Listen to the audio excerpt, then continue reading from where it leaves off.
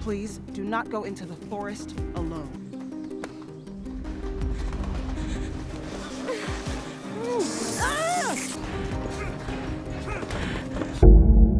The movie opens with Mary heading out for a run through the forest toward the cemetery. But on her way back, a man lying in wait spots her. The stranger starts chasing her, and though he manages to grab her, Mary defends herself with pepper spray. The chase ends near her car, where she injects the attacker with a sedative, taking him back to her large smart house. She locks the car in the garage and quickly apologizes to her neighbor Xiao for rushing past her. Then, she abruptly asks Xiao to leave. Inside the house, Mary examines the killer's knife, the same one the media dubbed Diablo, who is infamous for relocating after committing 3 murders. As Mary reflects, she remembers how she and her husband, Robert, moved into this high-tech house with their daughter, Kelly. Everything inside is controlled through apps, and a special lift was installed to accommodate Kelly's leg condition. In a room filled with monitors, Mary watches as Diablo hesitantly exits the car. Confused, he notices an open door leading to the basement. When he enters, he finds a room covered with photos and news clippings of the girls he kidnapped. A news broadcast plays, detailing Diablo's brutal killings, including his first victim, whose body was burned beyond recognition. Flashbacks show how Diablo's mother once berated him for his behavior, comparing him to his father and calling him the devil in Spanish. Realizing he's being watched, Diablo stares into the camera, silently accepting Mary's challenge. Growing impatient, Mary watches as he locates a key on the wall, advancing to the next room, labeled Oregon. Inside, the killer encounters 3 lamps displaying the faces of his first victims, whom he once held captive in cages. He removes an amulet passed down from his mother, takes the next key, and covers the camera with his glove. In retaliation, Mary shuts off the lights and turns on a television that plays a message from one of the victim's sisters, vowing that someone will stop him. Then, Mary electrocutes Diablo and reflects on her daughter's upcoming surgery for her leg condition. As Diablo regains consciousness, he finds himself in a room called Colorado, filled with hot steam pipes. A TV report recounts how one of his victims survived his homemade paralytic device by escaping through the scorching pipes, though it left her hands burned. 2 other victims in that state met far worse fates, one without a tongue, burned alive in a paper factory, and the other dying under similar conditions. Mary opens the next door, blasting Diablo with steam as he stumbles into a room called California. Here he encounters a replica of his mother's grave and photos of his California victims. Suddenly, flames shoot up from the floor, forcing him to seek refuge under a table, but he eventually falls into a stone pit. As he struggles, Mary recalls how, after Kelly's surgery, the girl went for a walk in the park alone. By nightfall, the FBI was examining Kelly's charred remains. Agent Selena Wall, who had been tracking Diablo across several states, was assigned to the case. Meanwhile, Diablo manages to pull a stone from the wall, climbing back up to the room. Avoiding the flames, he smashes the camera and crawls into a ventilation shaft. However, he stops halfway, as Mary notices the tranquilizer is taking effect once again. Mary recalls how Agent Wall shared vital clues about Diablo's movements, including his van,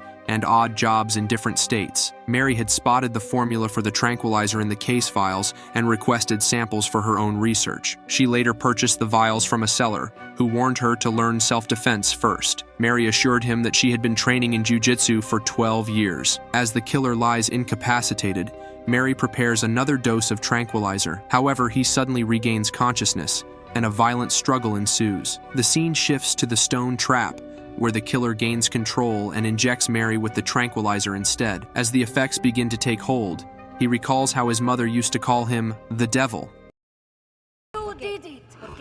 Eres un monstruo. However, before he can finish her off, Mary distracts him by playing a video of her daughter Kelly on the TV, giving her enough time to inject him with a pre-prepared dose of tranquilizer. Mary then sets a timer on her smartwatch, remembering how her husband once caught her testing a paralytic device. When Agent Wall arrived, Mary explained that she was trying to build immunity to the killer's tranquilizer in case he ever came after her. Wall advised her to join a support group rather than attempt to track down the murderer on her own. But when the agent stepped out to talk to a colleague, Mary saw her chance. She used the opportunity to sneak a peek at the case files, impersonating an FBI agent to gain access to the archives. There, she discovered a map of the crimes and traced the killer's childhood home, which had a small cemetery where his mother, Sarah, was buried. When Robert found out about Mary's plan to take justice into her own hands, he pleaded with her to reconsider, but knowing she wouldn't back down, he realized their relationship couldn't survive, and they parted ways. As Mary begins to recover from the tranquilizer,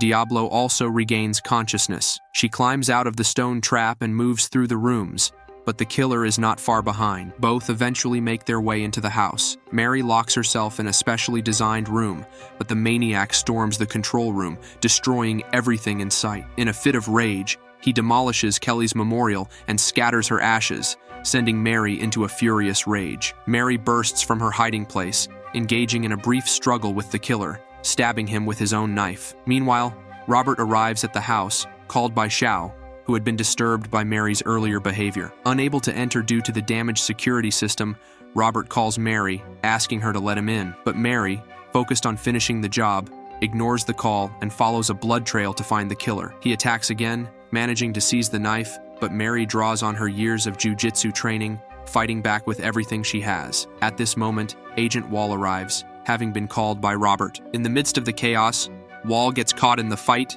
and is accidentally injured, receiving a wound to her abdomen. With the killer temporarily subdued, Mary hands Robert medical supplies to help the injured agent. She then binds the killer and drags him to the basement, despite Selena's protests. Once in the stone pit, she ties him to a table and begins playing a video on the projector, showing how she tracked down his childhood home and family cemetery, particularly his mother's grave. Mary explains that after reviewing the archives, she realized that the killer always targeted areas near small family cemeteries, which helped her track him down and lure him to this location. She also deduced that the killer's deep-seated hatred for his father likely influenced his actions. His mother, Sarah, often compared him to his father, calling him Diablo, which pushed him to murder her. From that point onward, every girl he abducted reminded him of his mother, and he punished them in the same way. In the video, Mary is seen digging up Sarah's grave and burning her remains with lighter fluid. She now pours the same fluid over the killer, intending to give him the same fate he dealt to his victims. Afterward,